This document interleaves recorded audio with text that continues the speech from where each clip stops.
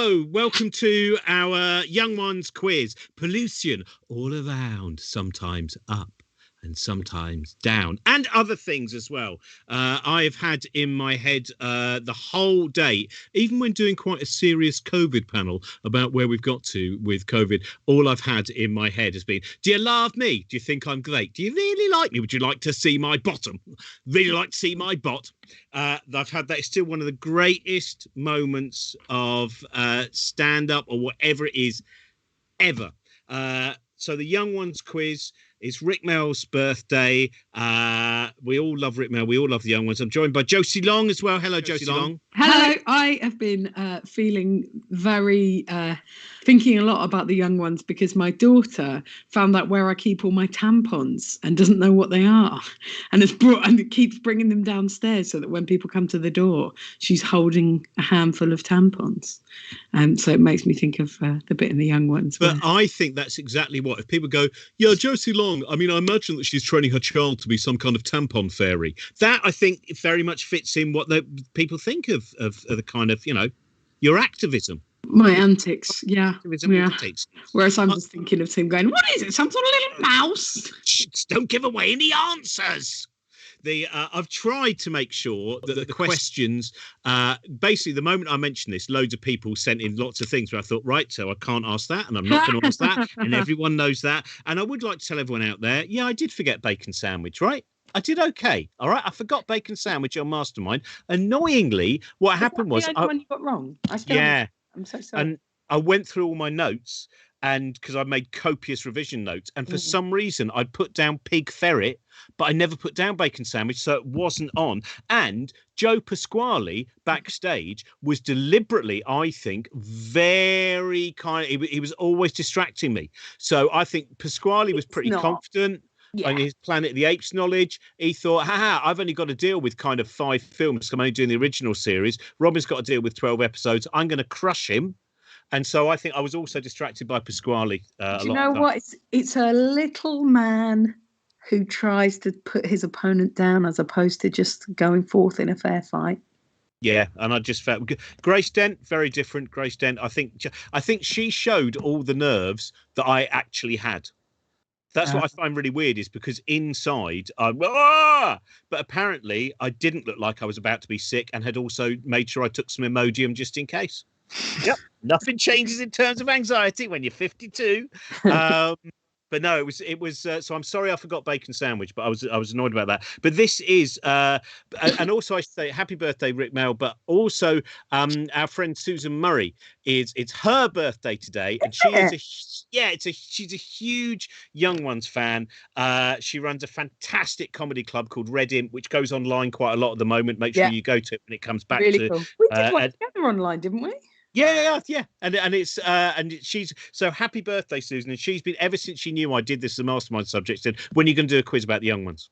So I hope you all enjoy it. What you can do, by the way, in the chat and stuff like that, is you can put what your names are going to be for your teams. Don't take it like, I mean, I hope that I've got all the right answers, but if I've got one that's wrong, don't get annoyed. Yeah. It's not like a Doctor Who. It's just a bit of fun, okay? It's just a bit of fun. And we're going to trust you. We'll ask at the end of each round if you want to send in what your scores are. And whoever wins, we will send you some stuff. I'll send you a copy of my I'm a Joke book. And we've got a print of the poem I did, Final Den, which we did this kind of nice signed print of that. And I've got an Alexis Sale album that I bought on eBay that I'll send you as well. Oh, hang on. Which one is it? Because I might want it. Is it the Fish Tapes? Because I can't find my copy of that. No, it's not. I can't remember which one it is. No, it's him in front of a brick wall. Oh, which one is I bought it so that I could use it as a poster of him and then listen to the record occasionally. Which we should sing super great song, obviously. Wine bars, Uncle Wine bars, because of all the people dining. Wine bars, Uncle Wine bars. Is that on it? Wait, no. I'm just saying that I know that that's related to a quiz later. Okay. Oh, I'm not sure if that one is. Oh, yeah, you're right. Question 2. So, We'll have that in a minute. Right. So also, by the way, over last year we did about 50 stay-at-home festival shows this time last year, over a couple of months, and we did a 25-hour show. We've done lots of shows, and all of those shows we did for kind of charity and support art centres. And this time we're not doing it for charity. Josie and I haven't been able to tour or do live gigs for a year, so we are going to do this.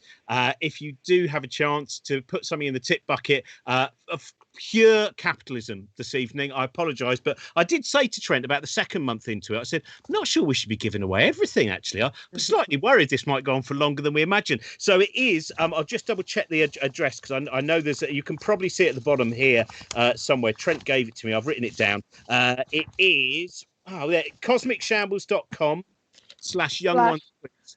Cosmicshambles.com. Quiz. It's a tip jar. If you have £1 and you live in the United Kingdom, because Brexit is just utterly ruined. Oh, and Josie has been, I don't know if I'm frozen or Josie's been frozen, but this has possibly happened that she's been edited there. I'm not sure.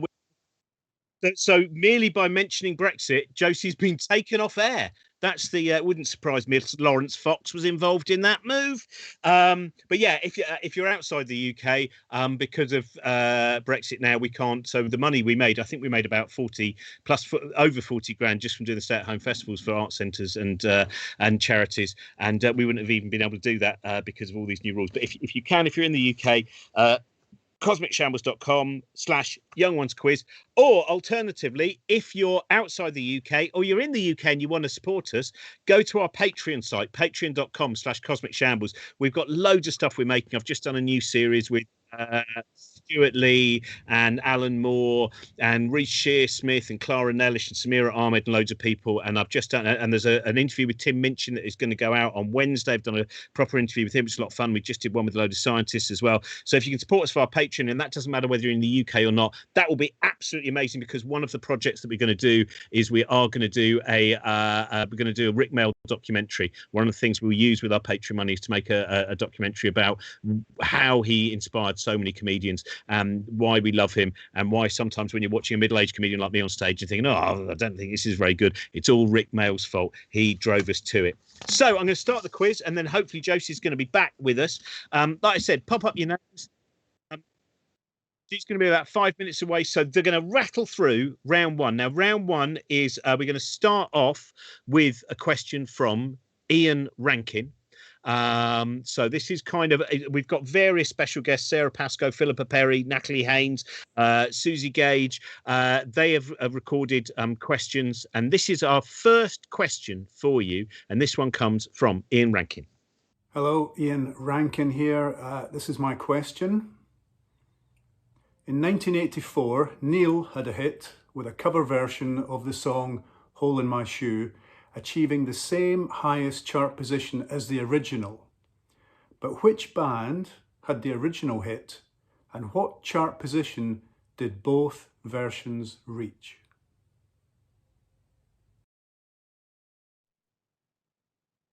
Right, so that's question A. Now, question one. Now, these are most of these questions in the first round are kind of about not necessarily the young ones, but around the young ones, the build up to the young ones instead. Question one: before they took the name the Dangerous Brothers, Richard and Lady Adrian Dangerous were known as what? So what was before they were known, and they would have appeared on, for instance, Fundamental Frolics under this guise, and they also appeared on the Oxford Roadshow as well. What were Richard and Lady Adrian Dangerous known as before they got known as the Dangerous Brothers, who you may well have seen on Saturday Live, etc.? That is question one.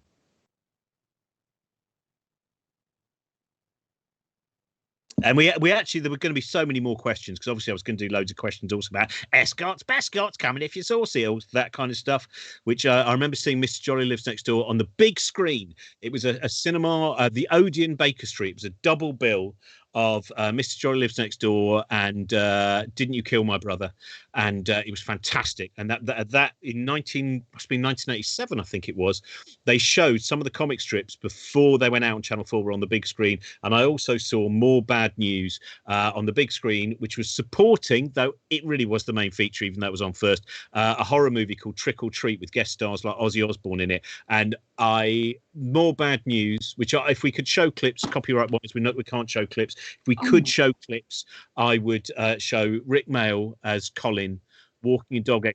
Something that has made me laugh so many times. Josie, don't worry, we've had Ian Rankin. Brexited me. My laptop Brexited me. Yeah, I know. There's a lot of stuff. I've said this is what happens with the Reclaim Party. Apparently, I've been told. Oh, sorry, by the way, Josie. I know you're heartbroken about the fact that Mumford and Sons. It's almost as if more worried about anti-fascism than fascism. Well done, the Mumfords. Imagine. Oh, somewhere, yeah. So we've. So I'm going to do. Josie's going to put her earphones on. This is the one that we mentioned. In fact, that I didn't give away the ending. Question 2. Complete this Alexi Sales song. Wine buzz, uncle, wine buzz, because of all the people dining. Wine buzz, uncle, wine buzz, because of all the people whining. Ever had a multiple orgasm? Yes, it made me sick. But what came after that? So he thought the wine bars weren't called wine bars because of all the people dining. They're called whining. And he's never had a multiple orgasm. But it did, actually, and it made him sick. But what happened after that? What did he do? What did Alexi Sale do in that wine bar-based song from the album Cack? Used to be my favourite thing. I used to, when my book came out, I was doing an event where, you know, when you're sometimes doing something, you think, oh, this room's getting really tired. And I can't just launch straight in with, I've written a book about kind of mental health and psychology and lots of stuff like that. And I suddenly thought, there's a story in it about Lexi Sale, and this gives me the chance just to go on stage and talk about the wine bar song and sing it very loudly. And that really does chirp up an audience, that. Yeah. And, it's a jaunty tune. And I'm going to get the questions up so that if you want, I can ask a couple of yours. I know, maybe I shouldn't. Oh, no, of course you can ask questions. I love you too. I got my own round, though. Yeah, but this is all about sharing, isn't it? It is. You keep going. All right, then. Question 3. Who presented A Kick Up the 80s, the TV series which made Kevin Turvey famous? Who presented A Kick Up the 80s? It's kind of 9 o'clock Monday night in that, what would then be the not the 9 o'clock news slot and various others, and probably Laugh. I nearly paid my license fee, I think was one that came after that. Who presented that show? It's really because you're obviously you weren't around when Kick Up the 80s. You were still not even probably in the planning stage at that point. And the excitement. I wasn't up the 80s at that point. That's true. No. I've read a great thing today when I mentioned something about Mumford and Sons, and someone said, I would rather direct my father into my mother than listen to them. We've got to be careful as well, because sometimes we have kid stuff. Apparently, at any point, we might be pulled by YouTube. So this is really edgy, very edgy stuff. No swearing, Josie. No swearing. I never would. I never have. What's funny about Mumford and Sons is I used to only dislike them from a class point of view, and now I just get to dislike them because of who they are. So that's nice. Well, you're almost annoyed, aren't you? Because you go, I don't know which one. It's getting more confusing. It used to be a singular narrative. This is still on Kevin Turvey. What is the name of Kevin Turvey's girlfriend? So question 4, what is the name of Kevin Turvey's girlfriend? But it was such a, that bit, I don't know what the first one would be for you. When something's been on TV the night before, maybe you're like kind of 11 or 12 years old, and you go into the school the next day and everyone is just doing impressions. It's like, so like with the young ones and like with the comic strip and all that stuff. It was just like, and then it became quite a divide, especially because comic strip was on Channel 4, which is a lot of blinking scouse commies and stuff, just with this blinking soap opera they've done, which is frankly offensive. And that excitement of being able to recite bad news. Yeah. I do remember. I remember the first episode of League of Gentlemen airing and coming into school the next day and being like, oh my God.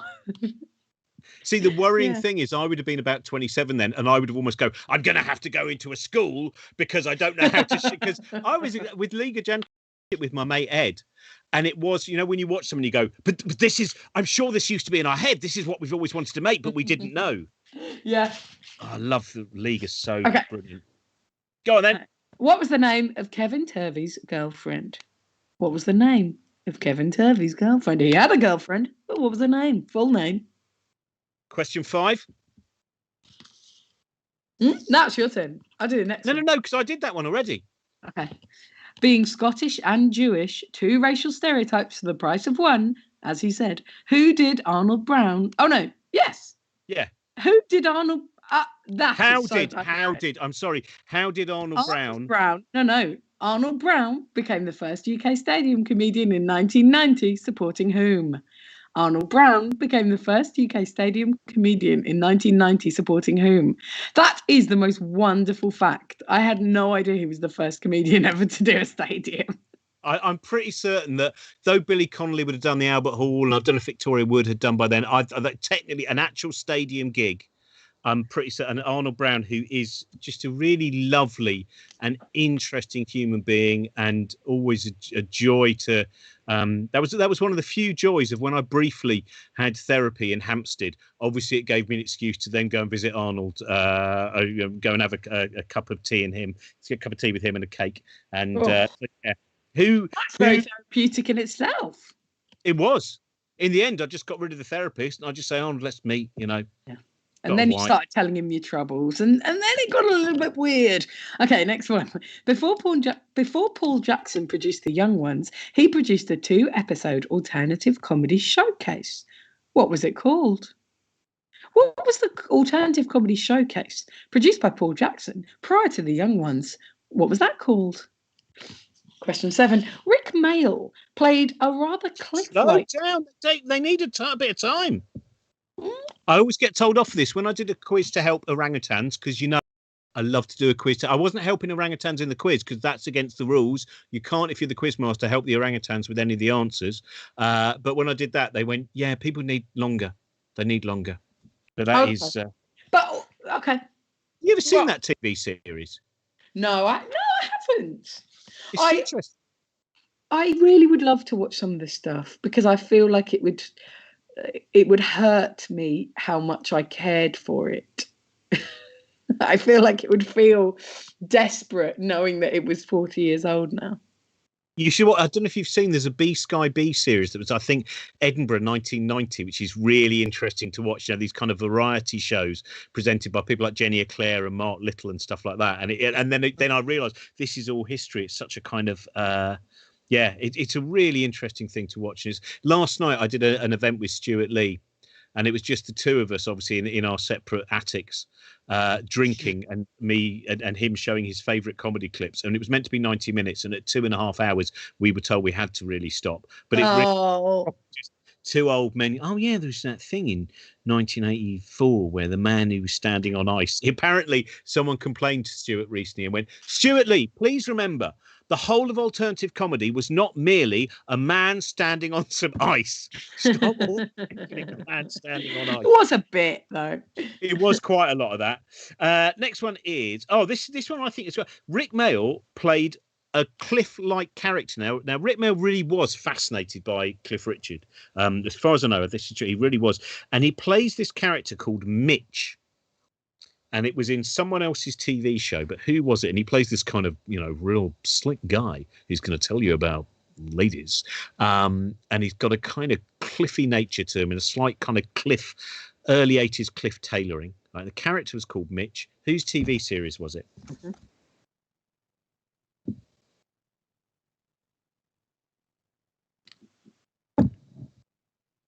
Do you know that one, Josie?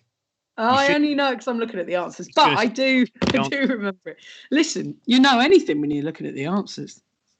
Next question.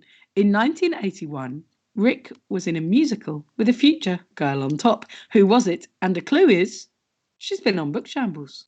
She has? Mm. And so, so from the TV series Girls on Top, she was in Girls on Top. I think, here we go. I can show you. It hasn't got names mentioned on it, so it's all right. Because that is the vinyl of the movie he was in.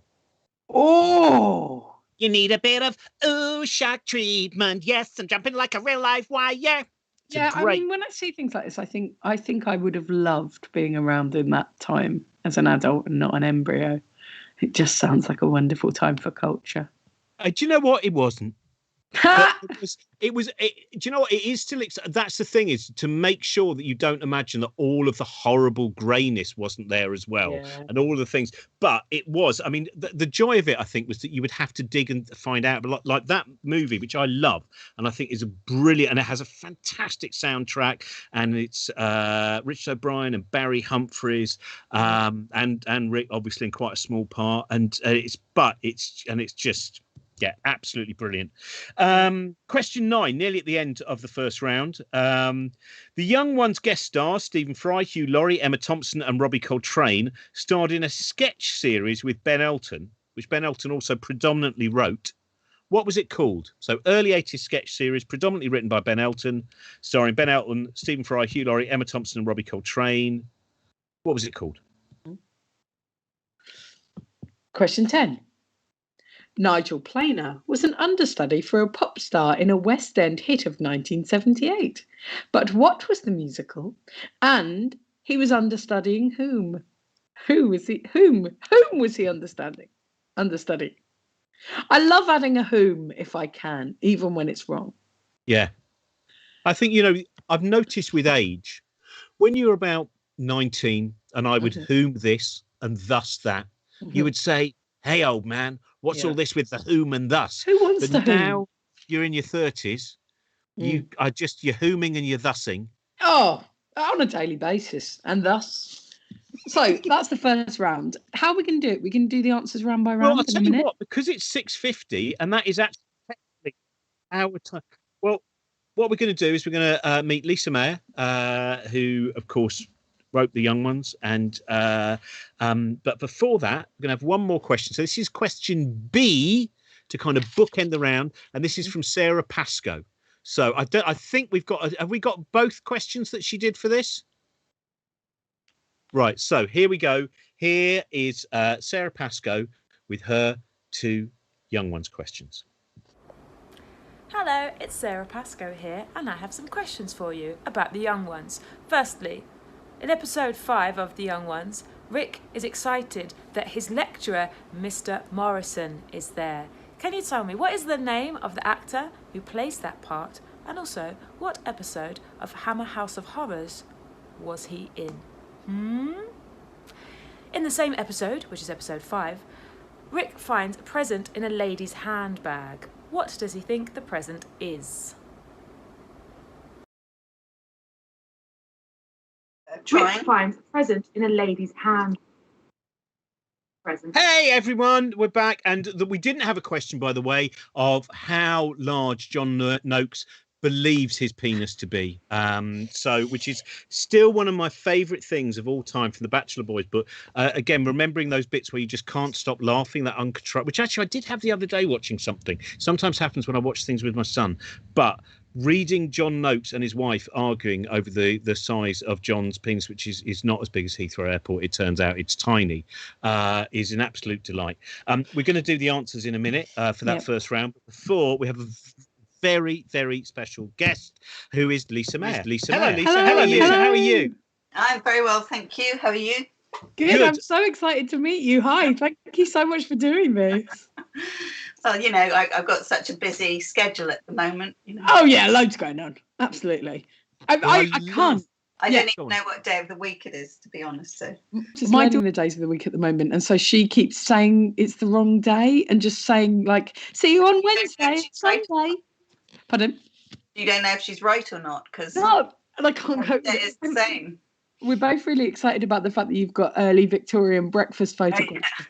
I brought it down to demonstrate, and a very old picture that somebody did of me and Rick.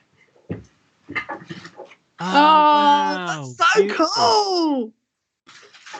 awesome. Both look so cool. That is, I mean, like that early Victorian breakfast, because I made an error when I was revising for Mastermind. I had really presumed that John Humphrey would say, "So what war comic is Vivian reading?" And of course he doesn't ask anything like that. And it's like, and then I forgot bacon sandwich, and I'm hearing a lot about cast and crew and things like that. Oh man, yeah, I look at every little detail. Like I said, I was every time there's a poster change behind the fridge. I bet John asks about that.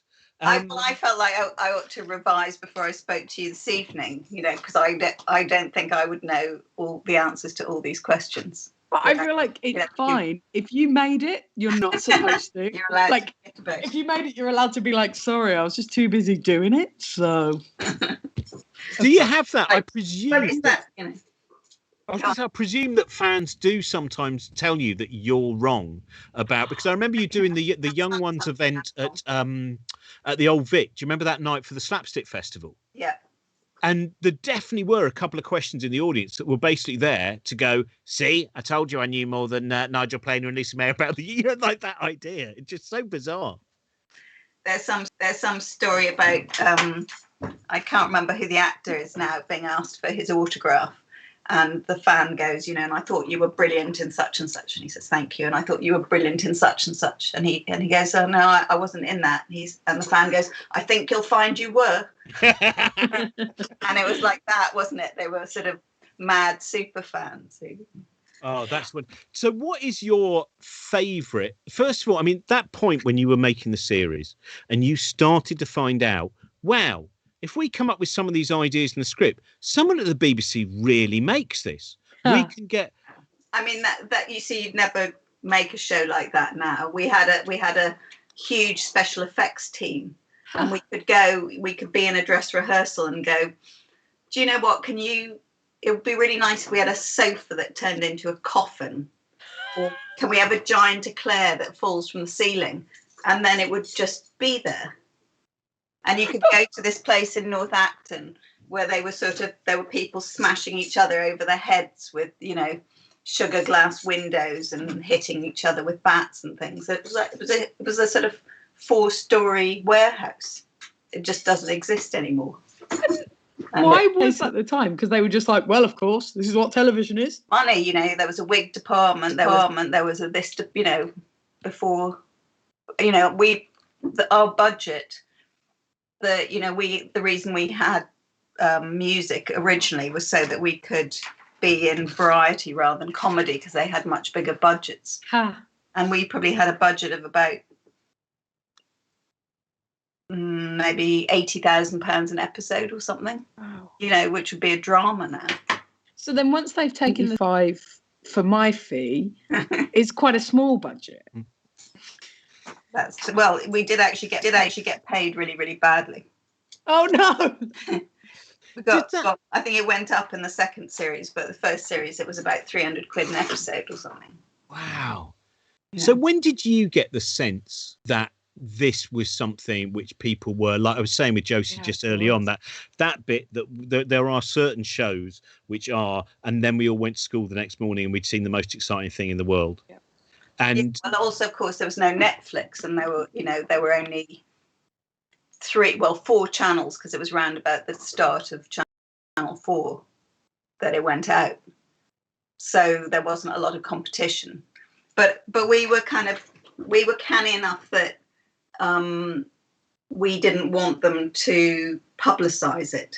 We just went, put it out, don't say anything about it, and let people find it. But you said that's incredibly smart. The fact that you were all in your early 20s. Yeah. And to have that, and that's always what amazes me, is I think it was the same time as the Young Ones panel. Maybe, I think the same year. Maybe it wasn't. Maybe it was the year. But like showing Bad News, Comic Strip Presents Bad News with Adrian Emerson and Nigel Planer. And again, I thought that's the same year doing the Young Ones. You're all in your early 20s pretty much. And you're creating something. I mean, that must... energetic, you don't know any better. Lots of things in the Young Ones were just sort of accidents, like we didn't know a lot about cutting, between locations. So you think, oh God, they're in the living room, and then the next scene's in the bedroom. So we better do a scene on the stairs to get them to the bedroom, and then you'd have to do something funny on the stairs or a weird cutaway with puppets. What are the things that you are most surprised that you got away with? Because I think that's, again, Mum actually loved it. It's an interesting thing because often you're told that mums and dads were, it was like punk or whatever. But actually, because my mum loved Enid Blyton, and the first thing she saw with everyone was the comic strip. So then when she saw the same people in the young ones, she was like, "Oh, you're watching that daft show," and it was really sweet that she found it kind of this. Oh, they are daft, aren't they? And I never had that bit of going, you don't understand my comedy, until obviously I started performing comedy, and then that was a disaster. But but that sense that this was. I remember my agent when we did the book, and she said she'd torn out something like 15 pages before she let her children have it. Thanks. That's quite good going. You're my agent. But sorry, yeah. So what was the? I'm sorry, I rambled on about my mum for a while. No. What were the parts of it that you were like, how did we get away with this? It was the opposite. It was like we would have to go and have meetings and go, well, okay, you can say bastard 4 times. But then you have to give up a damn and a bloody. And we were literally arguing about that level of language. Was there a lot that never made it to the screen? There are parts of it that you can still remember that you wanted to be in it, but there weren't? Not a lot, because the other thing in those days, honestly, it's like talking about, makes me feel about 100, but because it was all on VT, and you could it was all unionized, so if you ran over 10 o'clock they could just pull the plug and then you had to stop filming, and we always overran, because in fact they're 35-minute shows, because we couldn't even edit them down to 30. They used to end up about 45 minutes, so there must be stuff that got cut out. But you'd have to, or Paul would have to, phone down to the basement where the VT engineers were and plead for an extra 15 minutes and pay overtime. And then that would just be it. So you couldn't do it again. If it went wrong, that was it. And then once you started editing it, every time you edited it, you went down a generation. So you could only really edit it once or the quality would go. Huh. So it is much more like doing a live show in a way. Wow, and that makes sense in terms of how it feels. Well, also, the actors were, they were live performers, and they had like huge performances that were performing to the studio audience as much as the camera. And it probably got toned down a bit by the second series, but we did the usual thing that people did then of going, we don't want a studio audience, this isn't an ordinary sitcom. And Paul kind of went, all right, we'll record the dress run without an audience and you can see which you prefer. And it just killed it dead, because they all needed, an audience to work off. And I can still hear, like, Rick's brother, Ant, has a very distinctive laugh, and you can hear it in virtually every episode in the audience, and, various people who were there that you recognise their laugh. Oh, that's so nice. So what was the most, in terms of the stunts, because there are times where it really looks quite painful, and especially I think on the DVD there's a few retakes of some of the ones which definitely would have caused some form of testicular injury. But what is there any in particular that you think went to hospital the most? I know that. I think the falling through the floor on the bed was quite dangerous, and someone just stuck a mattress down and they had to fall through the floor. There was very little health and safety. And actually in the very first episode, when he bites a brick and goes, some of these bricks explode, that's good, isn't it? And that was some Ryvita glued together with muesli in the middle, and then they just put pressurized air through it, and it did actually explode in his face. But so it was sort of raisins and nuts and everything, and did kind of inch in quite badly. Because I think the one that I heard was the fridge exploding. Oh, well, they put it in, no, it was a pan, wasn't it? Something, I can't remember what, it must be boring or something, where a grenade goes in the lentils. That's right, yeah. And they accidentally put twice as much as they should have done. So it blew up a lot and it blew out all the cameras. So they had to do it in slow motion because it just kind of registered. No, I'm just like, how did this show happen? Like, it's so wonderful. It feels so precious that it was able to be made when people were. It's such a beautiful scene, though, that bit going, just put the explosion in the prop lentils and then let's all go for lunch. And then someone else coming back and going, well, better make sure we put that explosive in the lentils. And it is such a, for everyone watching there will know, the way that you just see Rick kind of recoil and of course I do watch these things. It's like the bed thing. It's such great slapstick because you watch it and you go, how did they do it? And like Buster Keaton, you eventually go, oh, they did it by doing it. That was it. They just did it because that's the only way. How do you feel now? Because I do feel that there comes a point now that a lot of us are kind of, now we're meant to be grown up or whatever. In the last few years, there's a certain point where you return to the things that you loved most. And suddenly, I mean, I certainly noticed the passion and the outpouring of love for the young ones. It seemed to have really blossomed again in the last 10 years, that loads of people, and social media, it's one of those great things. You can spend it all the time arguing with idiots, or you can just put something up of, say, Rick doing that brilliant song in Comic Relief, which is just one of the greatest things ever, I think. And then you'll get 1,000 people all talking to each other and talking about the fact that they love the young ones. Does it feel to you as if there was a point where suddenly all of that excitement returned? No. I mean, no, not really. I mean, I guess when Rick died, you kind of suddenly realised how beloved he was, in a way that, I hope he knew.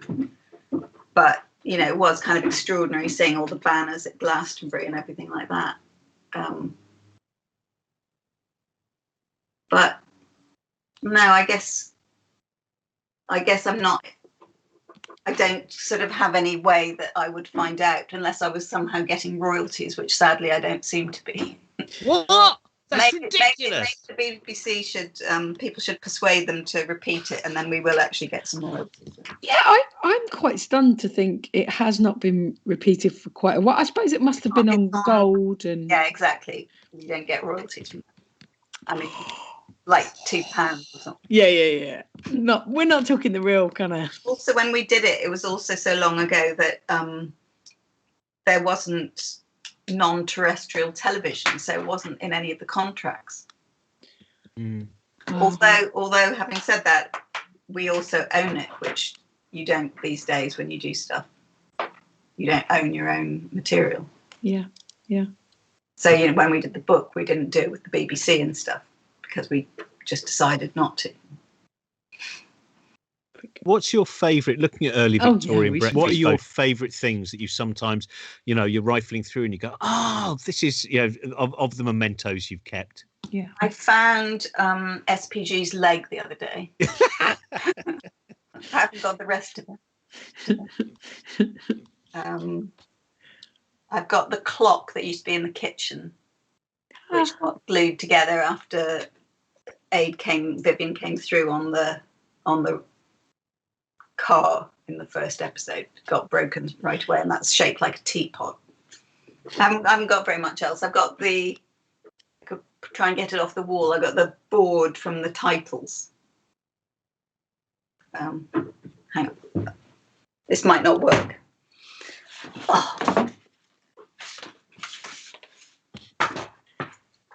Brilliant. Yeah. So it's just one of the many ones that they, that made up the title sequence. Oh, it's such a classic picture. That is, it is such a. It's weird because I definitely got a sense that there was, and I suppose it is different for you, but there was a point where suddenly you start talking about things again that you haven't talked about for a while, and then everyone just goes, every time that I've ever done anything, any events that are something showing bits of the young ones or any of that, people just and I always get like the cinemas will say things. When do you think it was then? Sorry. When do you think it was then? I think it was about 10 years ago. I think what happened was that a lot of us who, were kind of probably quite annoyed by Rick Mail by then from the fact that we'd all become comics and we weren't necessarily happy with the situation. We realised it was all his fault because it looked so wonderful. And we started to do shows. Right? I used to, with my friend Michael, we would sometimes scream, "It's all Rick Mail's fault. I suddenly discovered by television I'm 43 and here we are in Edinburgh. No telly people have come to see us." And we used to do these shows that would just and part of that was, of course, and that was why I think that certainly with a few of my friends, that's when we went, oh, we've got to sit down and watch all of those again.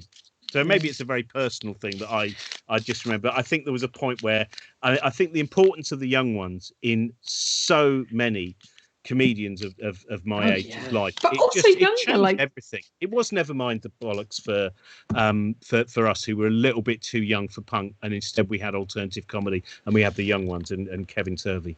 But people my age, and I'm a sprightly 38, but people of my age are so into it as well. And I know people 10 years younger than me as well. People, it's something that I think when you discover it, you really fall for it. I want to ask you, when you were writing, did you have any pet characters that you felt were your treasured character? Interesting. Not really. I mean, I think we did kind of inhabit the characters, because so that you could write them and you put them in a situation and they'd almost start, writing themselves. Yeah. So, because I was writing it with Rick, he would kind of form some of, as he tended to pace around and sort of shout things and, and you kind of hold that thought, that's good. And we could do this. And how about this? And, I mean, obviously, in retrospect, I wish there'd been more female characters, but because it was sort of devised for particular people, it was written for 4 boys, for 2 double acts, and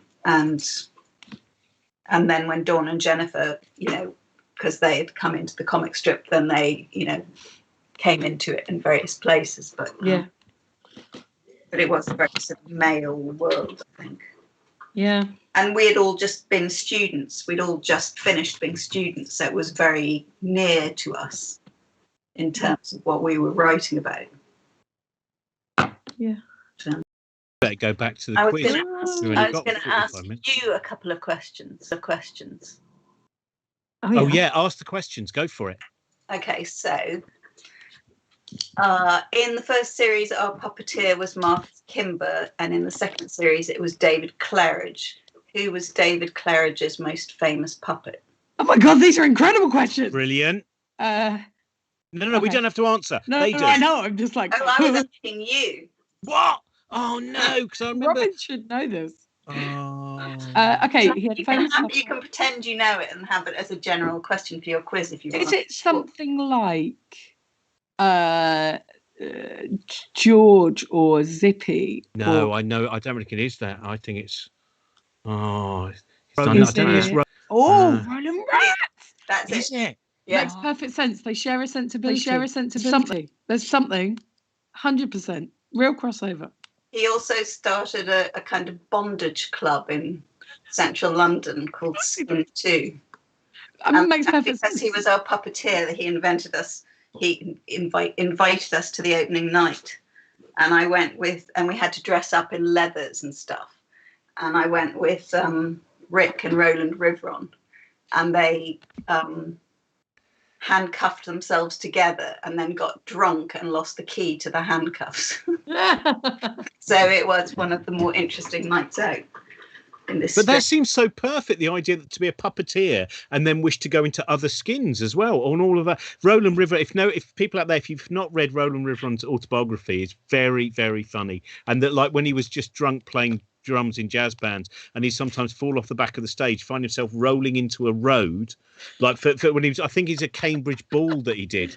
He lost his drumsticks and started playing with baguettes. That didn't go down very well. What's your second question? Well, I was actually going to ask you what the hamster was called. But I've said it now. See, I thought John Humphrys was definitely, that was the first That's a Humphreys question, but he didn't go with it. And also, I wondered, Josie, if you even know what the significance of it is. Oh my God, no, not at all. Of the era as well, isn't it? Yeah. Is it to do with the Cold War? No, it was a force of it was a subdivision of the Metropolitan Police Force called the Special Patrol Group, and they had extraordinary powers to stop and search, and they were sort of harassing. It was supposed to be an anti-terrorist thing, but obviously they just used it to beat up lefties at demonstrations, and they killed. They had lots of unauthorized weapons and things, so they killed a demonstrator, didn't they? It was Blair Peach, wasn't it? Was it okay. It was like quite a sort of political thing at the time. Oh my God! Wow. There's a great Not the 9 O'Clock News Constable. I can't remember what it's called, which is all about. That's basically the punch. It was weird. I watched White Riot last night. You'd be pleased to know that luckily they've just been re-granted the powers to do whatever they want when they're undercover. So good for them, eh? Lucky them. Brilliant. It just gets better. If you've not seen it, we're granted the power to wear masks whenever we like. So that's true. Finally. Yeah. Thank you so much for joining us. Thank you. It is a joy. And if anyone doesn't have Bachelor Boys book, get the Bachelor. It's still, as I said, just the John Notes codes, but it's packed with one. That is such a great. Can you still get it? Yeah, you can still find it in places. It's one of those books. If I ever find it, I just buy it. It's this and books by the physicist Richard Feynman. That's how I like to see myself kind of working out the two things. I'd like to say that there's going to be people watching who will have thought of questions that they wished we would have asked that we didn't ask you. And I wonder if maybe they could send them to us and we can send them to you, or maybe not. Yes, of course. But I'm sorry to anyone watching. Very busy schedule. Lots of social life. Well, listen, we've all got lots going on. I have a jigsaw puzzle over there that needs my attention. So. I'm doing a jigsaw puzzle at the moment. I'm not even joking. I've done 3. Except my son and I get obsessed with it, and then we can't stop. It's 3 a.m, and I'm sure I can find the last bit of that. So. That's been happening to me for the entire past 2 weeks. Every night I'm like, I must go to bed, but I could find the one piece that will feel satisfying. Thank you so much. You lot and Nick Offerman can all have a chat together with your jigsaw obsessions. What's your jigsaw, man? Yeah. Thank you so much for joining us. And we've got 3 more rounds to get through, or possibly 4 more rounds to get through. Okay. And no, thank you. That was brilliant. Bye. Bye. Oh, that's such a joy. And it was everything. Right, let's have the answers though. So this is round 1. The answers were, first of all, it was actually the question was the question from Ian Rankin, and the answers I think were Hole in My Shoe got to number 2, and the original band that recorded it were Traffic. I think that was his question. I hope that was the correct answer. The next answers are before they became the Dangerous Brothers, they were 20th Century Coyote. Oh yeah. The wine bells, uncle, wine bells, because of all the people dining. Wine bells, uncle, wine bells, because of all the people whining. Ever had a multiple orgasm? Yes, it made me sick. I once loved a hamster, and I killed it with a brick. And give yourself extra marks if you included Rumpty Toodle, Pina Colada, half a pound of muesli. What do you think of Shirley Williams? I want to go to the toilet. There we go. But if you just got a hamster, killed it with a brick, that's fine. Number 3, who pretended to kick up the 80s? It was Richard Stilgo. Kevin Turvey's girlfriend was Teresa Kelly. So there we go. And I will give you a point if you put Teresa Kelly as well. But if you spelt it Teresa Kelly, you get a point as well. Who did Arnold Brown? How did he become a stadium comic, the first stadium comic? Frank Sinatra. Yep. Absolutely unfathomable. It's How one do you of the think he did? Do you think he died? No, I think they did because it was Glasgow, and it was like, and Arnold had such a softness to him. He was playing to a nice audience, and there's a great bit where Bernard Manning and him end up in a documentary, and Bernard Manning, no one even knows who you are. I've got a Rolls Royce, blah blah blah, and then Arnold just went, well, when I supported Frank Sinatra, and you just saw Manning just because of course Sinatra would have been his idol, and he couldn't believe it. The show that Paul Jackson produced, a variety showcase, was Boom Boom. Out Go the Lights. And Rick Mail played Mitch it was actually Victoria Wood, the Victoria Wood show. So Victoria Wood. Shock Treatment, the film, also starred Ruby Wax. The young ones with the Ben Elton sketch show was Al Fresco. And Nigel Planer understudied in what and for who? It was in Evita for David Essex. Yep. There we go, 1978. Astonishing. Right, we're going to rattle through round 2. So this is round 2. Put your scores up whenever you get the chance, and we'll see how everyone's going.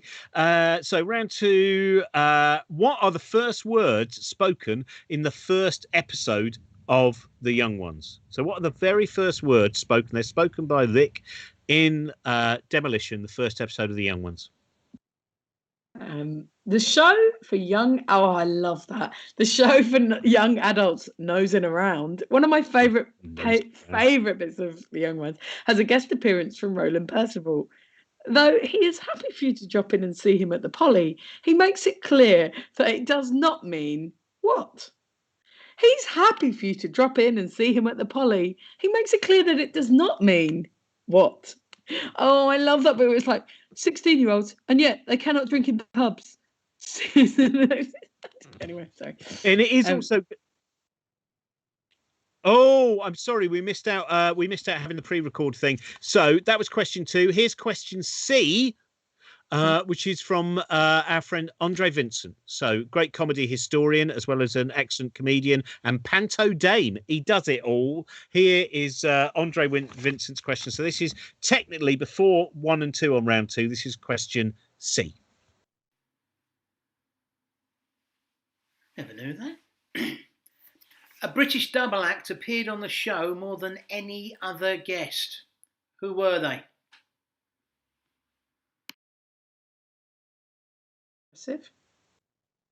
Stan Barker, by the way, is in the lead with 8. So we'll give you shortly the answers from Sarah Pascoe's question and Andre's at the end of round 2. When Vivian first turns up in the first episode, where's he been? He's been somewhere. He turns up, smashes through the wall, as you might remember. Where's he been? What's he been up to? What's he been doing? God, I watched these so many times for Mastermind, and I still didn't get a bacon sandwich. It's going to. You have to let this bacon sandwich go. I ain't going to let it go. You know what I'm like. Can I also say, I do know what you're like. The whole chalk question, where I couldn't think of what it was because I'd actually forgotten because the question was so long, the way it got asked, and my brain had just gone blank by then. Helen Chersky told me today that a lot of school-based chalk is actually made out of magnesium. So I wasn't quite as wrong as you thought I was, but I was still wrong enough to be wrong. And that is almost the worst, isn't it? Yeah. You were wrong, sure, but come on. Yeah, there's wronger than that, mate. Wronger than that. What is the meaning of boom shanker? What is the meaning of boom shanker? That's question 4. Question 5. Hang on, give him a minute, because that's quite a long one to answer. That's quite a long one, you're right. You're right there. Let's see what we've got on the... there's David Bowie interview. That's very good. In the a spy story by Vic called "I've Got an Absolute Whopper Right Here in My Trousers."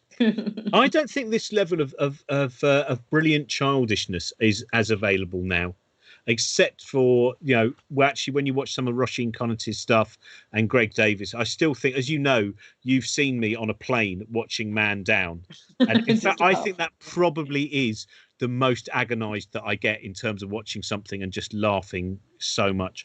I think Man Down, and then Game Face, the Roisin Conaty thing is so good. Oh, for me, it's Stafflet's Flats. I love Stafflet's Flats. Still not seen it, but I will.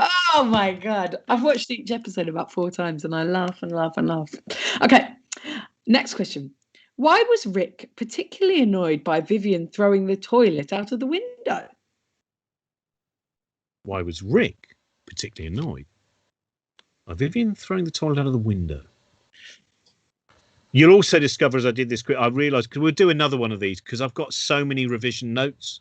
And so we'll do this every year, I think. Even if people don't want it, we're going to do it every year. Yeah. Just a reminder, by the way, if you can support us via Patreon, one of the projects we're doing, we do about 4 or 5 shows a week, 2 of which we always make sure are public access for everyone. And then there's a lot of other stuff that we do that we've now had to kind of put to. If you can support us via Patreon, one of the projects that we're going to be doing is we're going to be doing a documentary about Rick Mail. So go to patreon.com/ Cosmic Shambles, and that would be great. And if you just want to put something in the tip jar, if you're in the UK, yes. CosmicShambles.com/young ones quiz. Please do give us a tip, because it's been a hard old year. It has been a funny old year, isn't it? It really funny has. You say funny, I say hand to mouth. Next question. Who played the part of Buddy Holly, and what band did he front in the 1970s? So that's a 2-parter. Who played the part of Buddy Holly, and what band did he front in the 1970s? And you can actually answer in terms of who it was. He's got a stage name, and he's also got a name. His real name is so good that you'd think it was a stage name. I still think he might have a third name that's his true name, because he's got a wonderful name. He also has a wonderful head of hair as well. Very envious of it. He cut his own hair on Facebook. It's quite remarkable. I don't know how he does it, that man, to be able to play the guitar and be funny and cut his own hair. I mean, it's a triple threat, isn't it? Yeah, it's a triple threat. Okay. In Oil, what band perform a benefit for the workers? What band perform a benefit for the workers in Oil? You do the next question. Yeah, we'll give him a little bit of a give you a little bit of time on that. I'm just going to run through the ones so far. What are the first words spoken in the first episode of The Young Ones? That was the first question from us. 2, the show for young adults, Nosing Around. We talked about Roland Percival, who says you can drop in and see him at the Poly, but it doesn't mean what. He says you can't. It means you can't do that. Vivian first turns up. This question 3. When he first turns up, where's he been? 4, what is the meaning of Boom Shanker? Question 5, why was Rick particularly annoyed by Vivian throwing the toilet out the window? Question 6, who played the part of Buddy Holly, and what band did he front in the 1970s? Question 7, in Oil, what band perform a benefit for the workers? And question 8, because I said put in Oil, it reminded me of a Stuart Lee routine about his mother seeing a comedian, I think on a cruise, where he asked people in the audience what they did. And one man said, I'm in oil.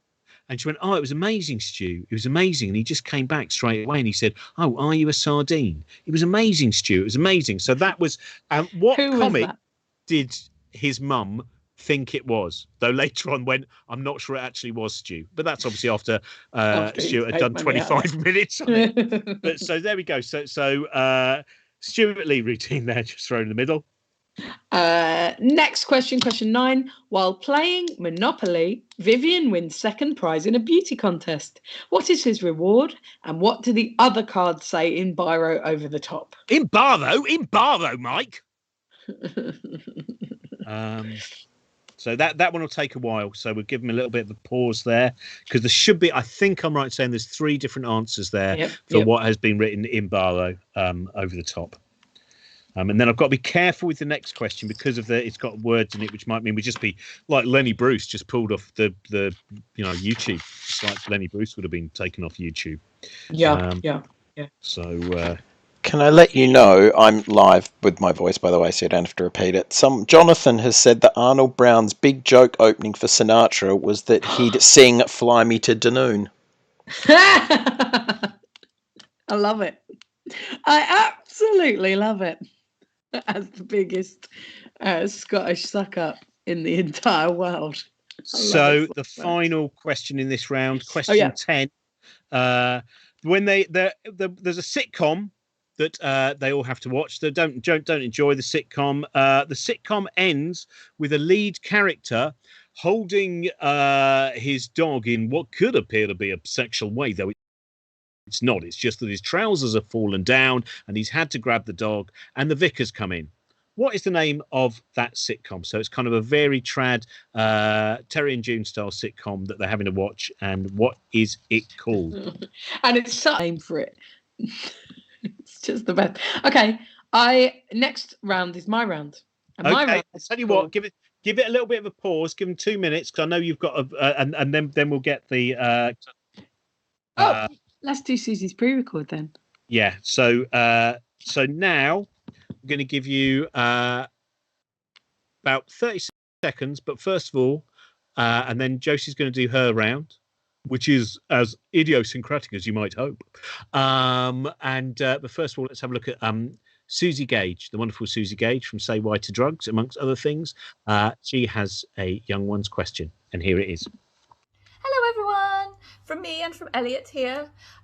Just after Elliot was born, I binge-watched the entirety of the excellent sitcom Man Down. Rick Mail was in the first series of that, but after he died, who joined the cast playing his sister, Nesta?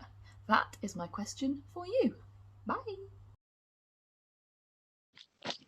Right, we'll do the answers quickly and then we'll go into Josie's round. So, Andre's answer, question C, was the Oblivion Boys, which is Mark Arden and Steve Frost, who went on to do very famous Carling Black Label advert and are both very entertaining individuals in the WoW show as well. First word spoken in the first episode of The Young Ones is, "That was brilliant." Pity about Cliff Richard. So that's the first words. What you can't do if you go and visit Roland Percival is that it doesn't mean you can seduce his parrot. You cannot seduce. I never got that joke. I just loved it as it's madness, and then I realised it's a Polly joke. Taken me 38 years to realise there was actually. I just saw it as a bit of Dadaism. Vivian, question 3. He's been down the morgue. That's where he's been. He's been down the morgue. Just been down the morgue. Question 4. May the seed of your line be fruitful in the belly of your woman, is the meaning of Boomshanker. 5. Rick was annoyed by Vivian throwing the toilet out the window because he knew he had a runny bottom. So because Rick had a runny bottom. Question 6. Buddy Holly was played by Ronnie Golden, whose real name is Tony Demure. So how can you get such a great name? And the band that he was in was the Fabulous Poodles, who are a fabulous and interesting band. Question 7, the Workers. It was Radical Posture, with a band that were playing for the workers' benefit. The comedian who went, "Are you a sardine?" Stuart Lee's mum believed it was Tom O'Connor, but later became less certain of that. But she believed it was Tom O'Connor. 9, have you got the answers there for? Let's have a few of the cards. What is written on bar over the top? Smash Rick over the head with the bank. Congratulations, it's your birthday. You may set fire to Rick's bed. And you may keep this card, sell it, or stick it up Rick's bottom. And the final, the sitcom was Oh Crikey. So, Oh Crikey. So you can start adding up those now, and we'll see who's in the lead. And then we're going to go. Well, before we see who's in the lead, we'll go over to Josie for her round. Hello, my round Josie is Long. called A Bit of Fun, which may annoy some of the crowd. Now, here's the thing. We would like to award points on an ad hoc basis according to who posts funny responses to this. I don't know whether it's canon with regards to the rest of the quiz. I feel like that's up for other people to judge. Questions 1 through to 5. The year is 2021. I want you to tell me, what are the following characters doing now? I don't mean what's the actor doing. I don't mean anything. I want you to think about the character and imagine a future for them. Okay? Number 1, Vyvyan. What's Vyvyan doing now? He'll be in his 60s. Is he still raising hell? What's he doing? What do you think Vyvyan's doing now, Robin? I'm not going to give any clues. Yeah, I would say, I'd love to say there was a right answer to these, but we're looking for the best answer. I can give you my answers, but we're looking for the best answer. See, I remember one of the guys who was kind of, one of the really edgy, cool rebels. And I looked him up recently and found out he's doing very well working for a large tobacco company. Yeah, I found out a boy who used to pierce his own eyebrows with giant safety pins is an estate agent now, which makes sense. Number 2, where's Neil now? Where's Neil? Yeah, where's Neil? Number 3, where's Rick? Number 4, where's Mike?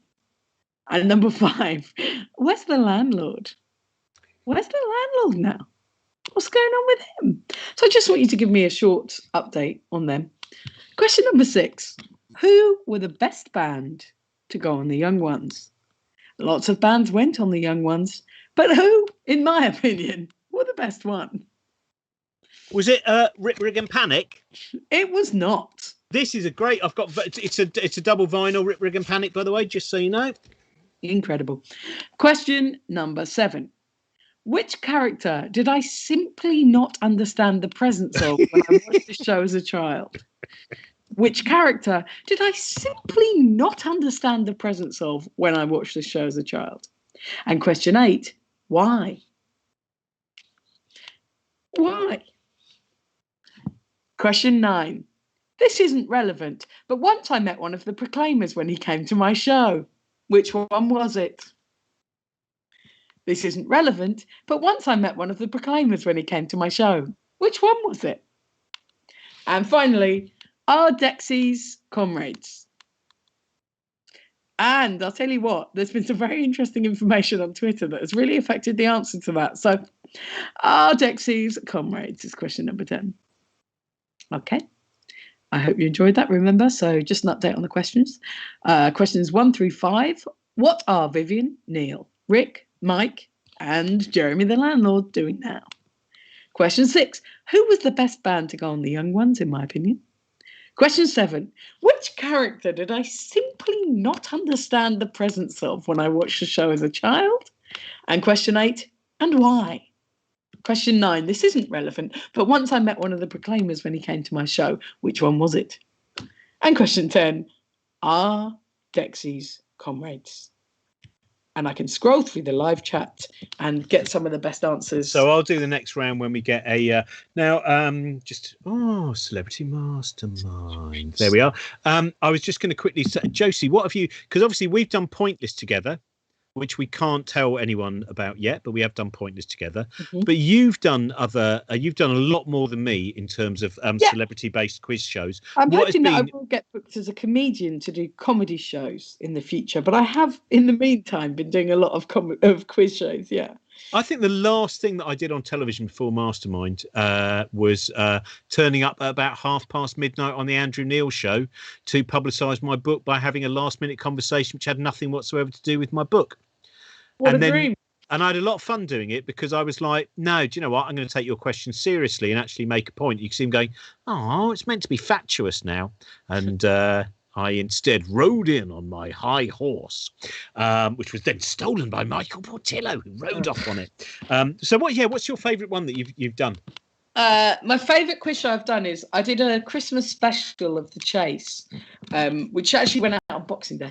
I did a Christmas special of The Chase, and the reason it was so exciting was because I'd done it before when I was 8.5 months pregnant, and I did very badly because I was 8.5 months pregnant, and I was just so excited to be there and sort of settle some scores. And so I was in a great team and I went high and I won. And it was one of the most exciting experiences of my adult life. It was such a thrill. Okay, let's have a look at some of the chat, okay? Yeah, well, let's also, I'll tell you what, we'll quickly do the scores, see who sent in their scores. Before that, maybe, if Trent, I don't know, or maybe we'll do that after. Send in your scores, and then Trent will show Sarah Pascoe's answers as well, which I don't think you've seen yet, Sarah Pascoe's answers. Oh, why not?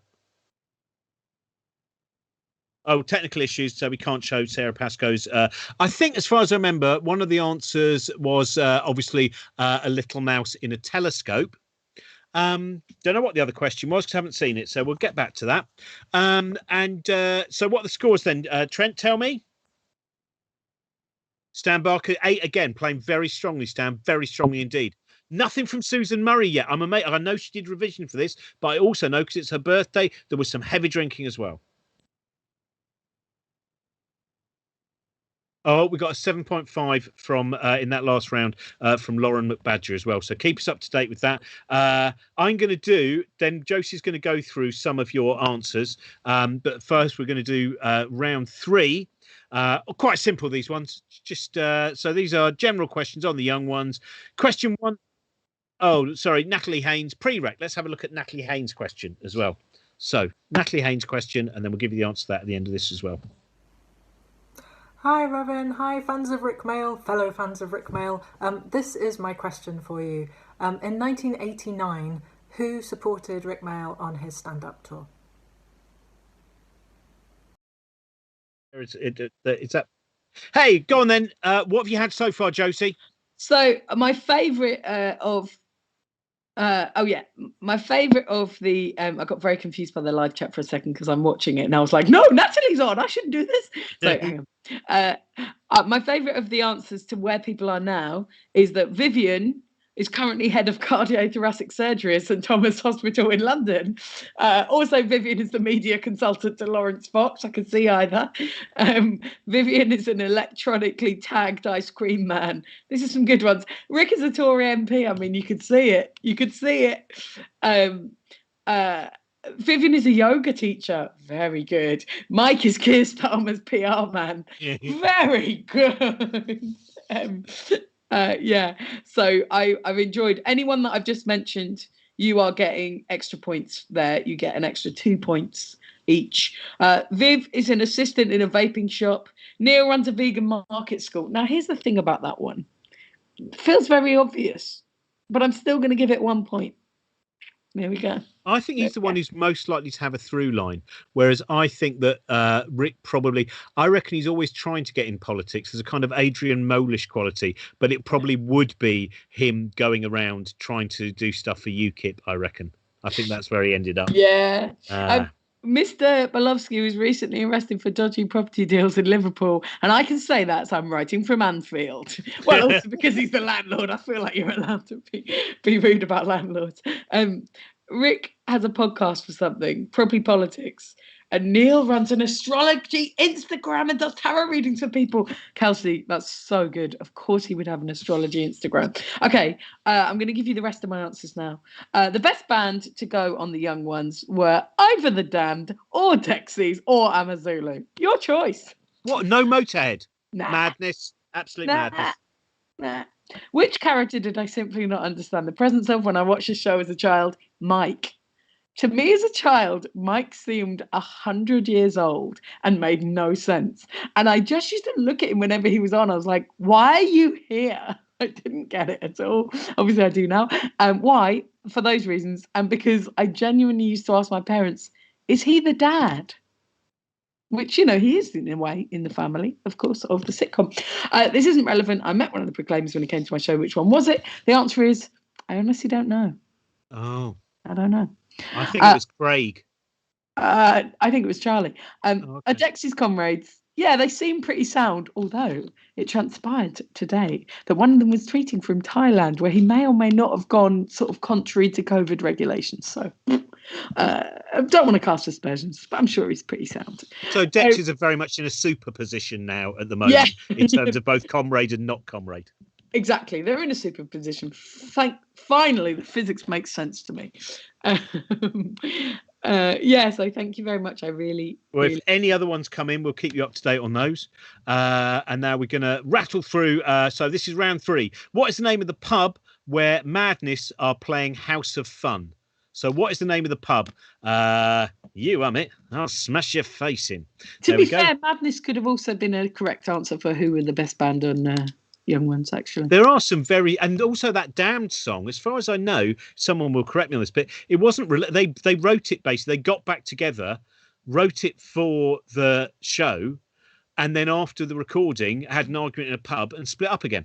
They were good. One of the things the Damned used to do was late 80s got back together and they started to do loads of student gigs, and they actually broke up into 2 versions of the Damned so they could do all the fresh Balls. There was, I think, one version with Dave Vanian and Captain Sensible, another with Rat Scabies. It might be Dave Vanian and Rat Scabies. But yeah, they really worked out how to monetize the punk fresher booking policy.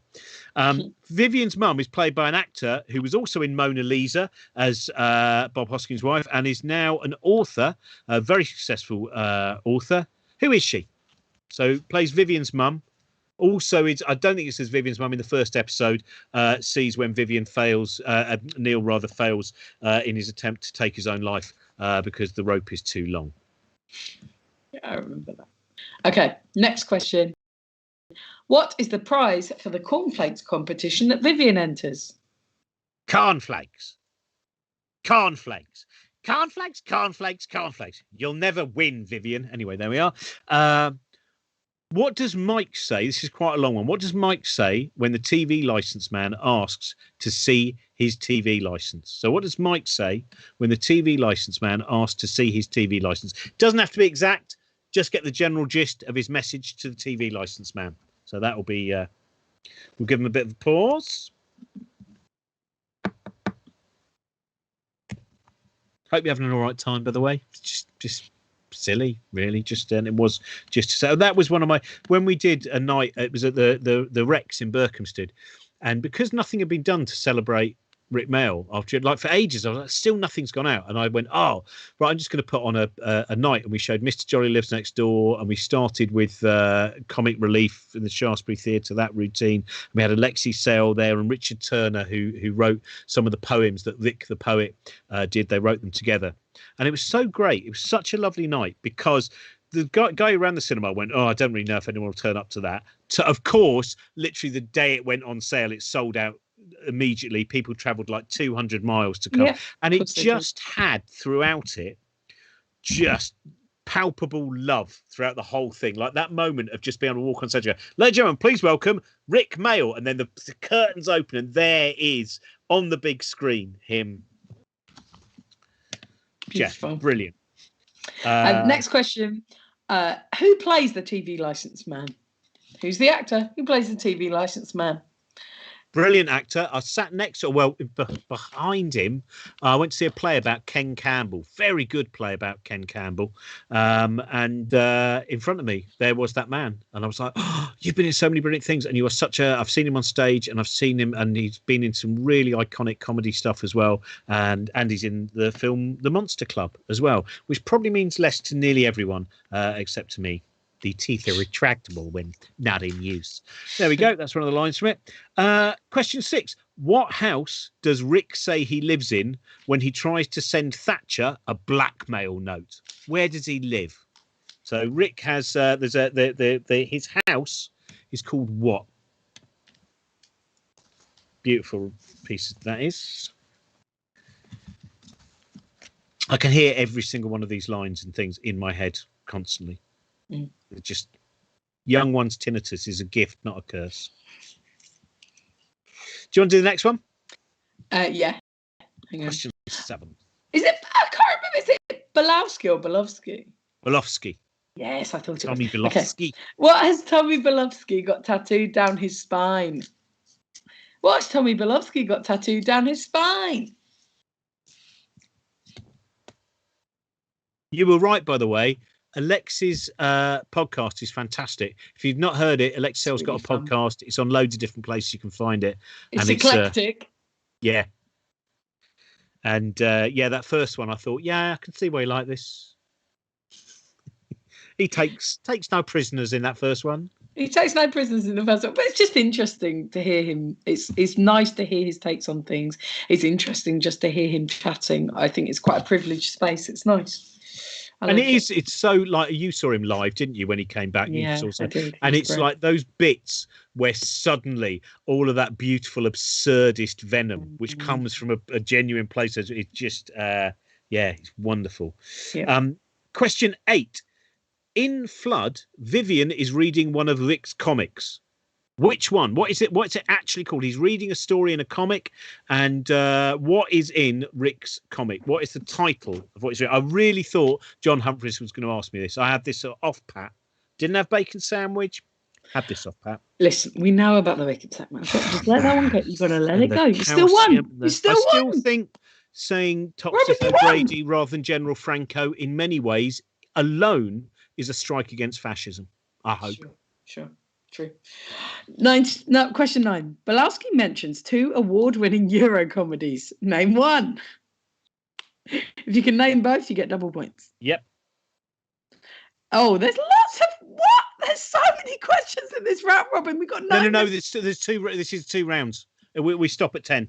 Okay. So Question 10. because I know you've got other things on, obviously. In Bambi, how does Vivian lure the disgusted washing machines to open their doors? It's actually only one washing machine falls for it, but there's a little technique he uses. Interestingly, the answer to this was one of the ones that Trent listed as possible reasons for YouTube to stop broadcasting this. So there we are. I'll run through those again. Number 1, the name of the pub where Madness are playing House of Fun. Number 2, Vivian's mum. Who played Vivian's mum?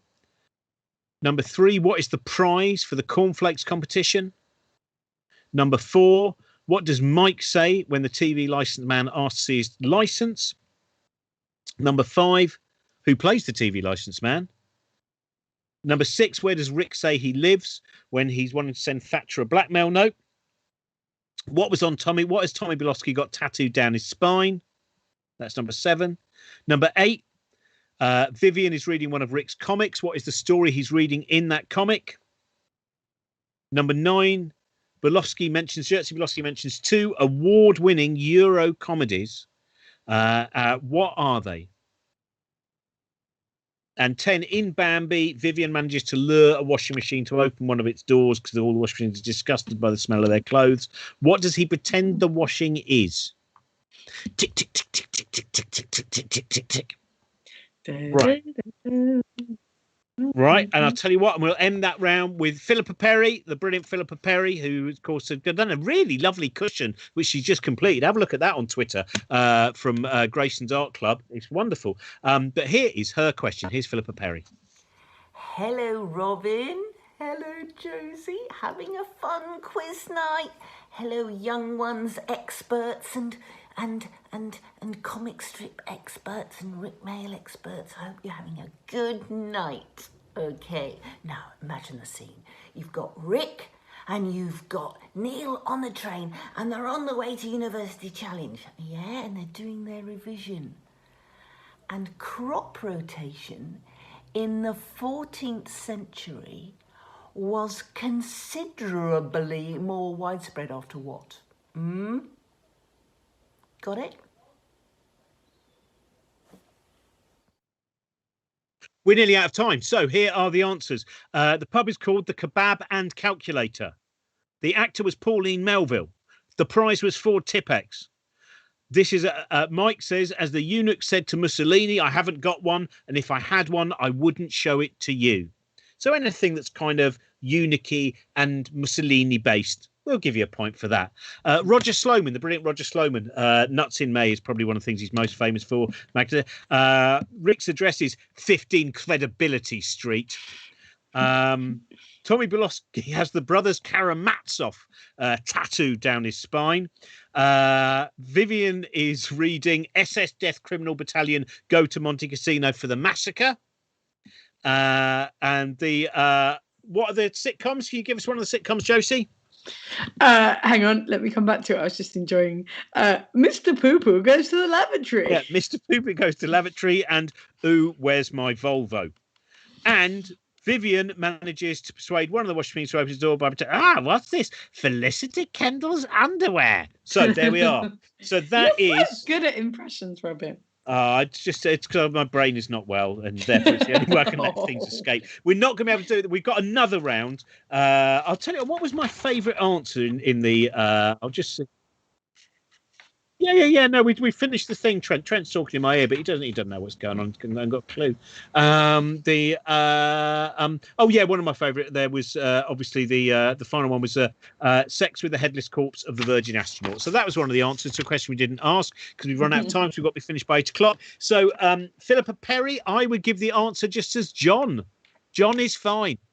If you put was considerably more widespread after John, that's absolutely fine. Susie's question was, what was Susie's question, Trent? Oh, that Nestorian man down is, oh man, what's she called? She was in Tenko. Stephanie Cole. Natalie's question, who supported Rick Mail, was it was Andy Delatour, who also plays the pilot in the first episode of Young Ones Demolition, with Paul Bradley, who went on to be in EastEnders and Casualty. So that's it. Those are all the answers given to you. Start adding them up and we'll find out who the winner is. So let's if you want to add them all up, find out what you've got. Give us your total for all of those 4 rounds, including Josie's round there, the Where Are They Now round, and all the other stuff as well. I think I've given you all the answers. God, that went quickly, didn't it? I want to talk to Lisa for longer as well, because there's should we do a Book Shambles? See if you want to do a Book Shambles sometime. Yeah, I'd absolutely love that. That would be nice.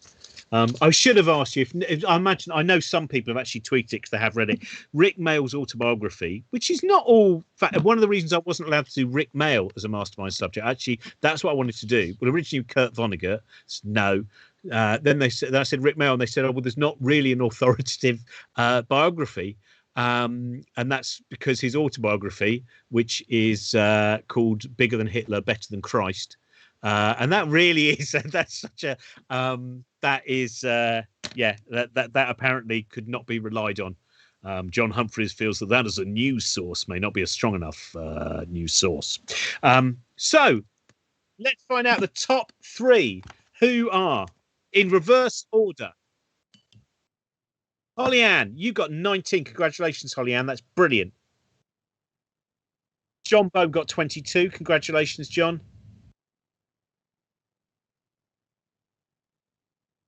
Stan Barker 28, including the bonus Josie points. So Stan, you've won.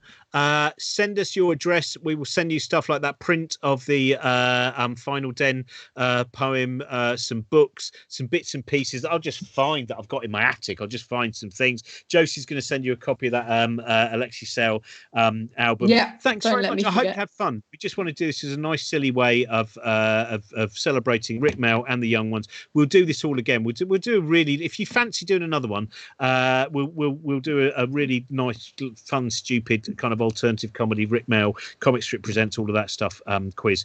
And as we said at the start as well, if you can support us via Patreon, that is amazing. So if you go to patreon.com/Cosmic Shambles, we're making so much stuff. There's a new show coming out with Tim Minchin on Wednesday. There's a show that I've just done with Alan Moore and Stuart Lee and Clara Nellish and Samira Ahmed and loads of others. We just did an interview with Mark Steele, Natalie Haynes about the work of Jeremy Hardy. Josie and me have done loads of interviews. For Alan Davis interview, that was a lot of just really interesting interview we've had. So if you can support us via Patreon, that's fantastic. If you're inside the UK, we would love it.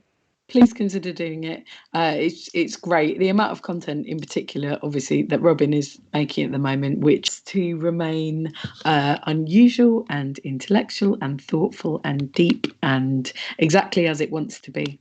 So you won't be able to find it anywhere else. And we're going to do some more, like as well as that Rick Mail documentary, we're going to do some more of that kind of stuff as well, aren't we, Josie? Yeah, we are. We should have more production meetings, but we will when more people join the Patreon. So thank you so much. I hope you enjoyed it. Thank you for coming to our fun quiz. Well done to Robin for doing so much incredible research. And listen, Robin, what was the question? What was the actual question about the bacon sandwich? I'd like to ask it for you again and for you to say the right answer. Right. So as far as I remember, the question was, what is the name of Vivian's mascot at University Challenge? But obviously it was much longer because John Humphreys did a long version of these all the questions. Okay. In the episode, blah, blah, blah, when they, blah, blah, blah, Universal... God. I was trying to make it lengthy but sound like I wasn't really speaking, but then it just messed my brain up. In the University Challenge episode, what is Vivian's mascot? Calcium. Oh no, this is a disaster. Someone did actually send a picture of me, a screen grab, where I'm basically going like that, which is just the way that I react to those kind of things. Also, if you do leave and you are able to put something in the tip jar, as we said last year, we and the stuff that a lot of the stuff we've been doing, we were kind of giving it to other people, and now we are really trying to fund stuff while we still can't work. So if you can pop something in the tip jar, cosmicshambles.com/youngonesquiz. Thank you so much. Obviously, if you're outside the UK, don't send us anything because of the Brexit thing, but you can join us up on Patreon, patreon.com/cosmicshambles. And Trent.